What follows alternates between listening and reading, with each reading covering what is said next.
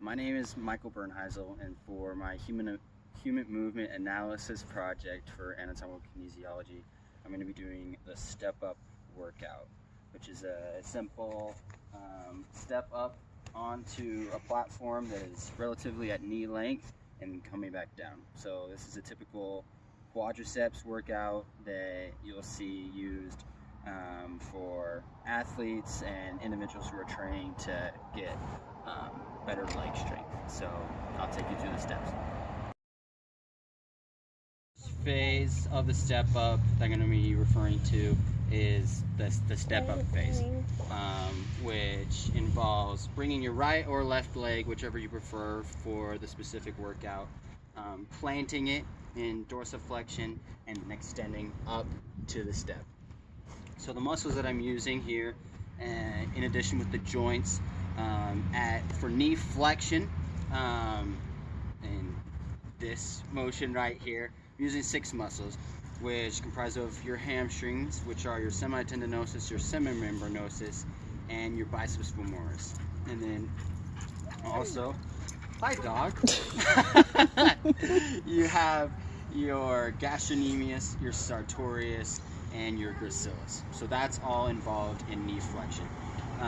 Simultaneously, I'm in hip flexion right now, which comprises of your rectus femoris, your tensor fascia latae, your sartorius, your iliopsoas, and your pectineus. And with the muscles that are comprised in dorsiflexion are your tibialis anterior, your extensor digitorum longus, your extensor hallucis longus, and also your peroneus tertius. So those are the muscles comprised within the first phase of your step up. The extensor phase, the extension phase. So you got your right foot or your left foot, whatever you prefer, up onto the platform, and then you're going into full extension with your hip joint and your knee joint, and then you're coming out of dorsiflexion into plantar flexion. So the muscles being used here, starting at the knee, you're going to be using all of your quadriceps muscles, which include your vastus, medialis, lateralis, and intermedius, in addition to your rectus femoris. Hip extension, you're using your hamstrings, which comprise of your semitendinosus, semimembranosus, your biceps femoris, in addition to your tensor fascia latae and your gluteus maximus. You're going into plantar flexion from dorsiflexion, which include 7 different muscles, which are your extensor digitorum longus, your extensor hallucis longus, your peroneus longus, your peroneus brevis, and your tibialis posterior, your gastrocnemius, and your soleus muscles. So all 7 of those, in addition to the hip and knee muscles, are working together to do that step up phase of the step up workout. And the third joint used in the second phase of the step up workout is your ankle joint, which comprises of 7 different muscles, which are your flexor digitorum longus, your flexor hallucis longus, your peroneus longus, your peroneus brevis, your tibialis posterior, your gastrocnemius, and your soleus.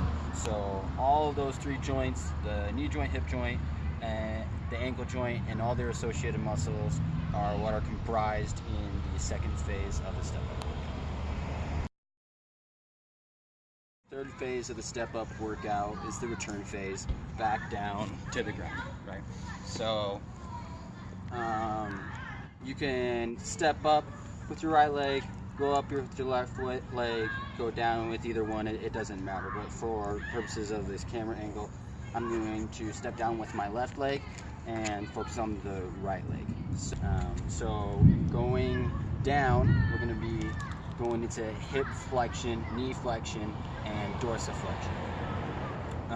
As opposed to the first 2, this is going to be a eccentric workout and not concentric, because we're going to be going against gravity, trying to hold your body weight up. So you're going to be using your hip extensors, your knee extensors, and your plantar flexor muscles. And your hip extensor muscles that you're going to be using in an eccentric motion will be, for the hip muscles, for the hip joint, will be your hamstrings, which are your semitendinosus, your semimembranosus, and your biceps femoris, in addition to tensor fasciae latae and your gluteus maximus. And then at the ankle joint, the eccentric movement for plantar flexion is going to be your peroneus longus, your peroneus brevis, your extensor digitorum longus, your extensor hallucis longus, your gastrocnemius, your tibialis posterior, and your soleus muscles. So again, that movement is just going down with my left leg and eccentric movement with all the muscles here on my right leg going down and returning back to the in addition to everything that I've mentioned, some proper techniques that you want to be using during this workout.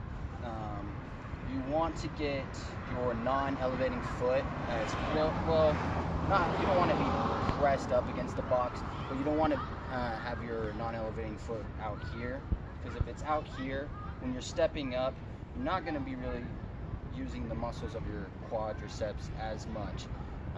You're going to be using your gastrocnemius, your calves of the other leg, to propel you up so you can have that momentum and get on top of the box. So the closer you are to the box, the more the workout will be isolated on your quadriceps, so you can just power up and consistently have that workout here on your quadriceps muscles.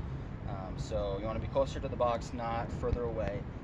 Another proper technique that a lot of people don't do is, instead of having the heel of their foot near the center of the box or the step that I'm using right here, they'll have the balls of their feet close to the edge and the heel will be coming off. So again, you're not going to be as well balanced. You're coming up, it's a little more wobbly. If you have your foot clearly centered in the middle of the box or the step, the likelihood of you tripping or falling is going to be reduced. So those are a couple proper technique tips that I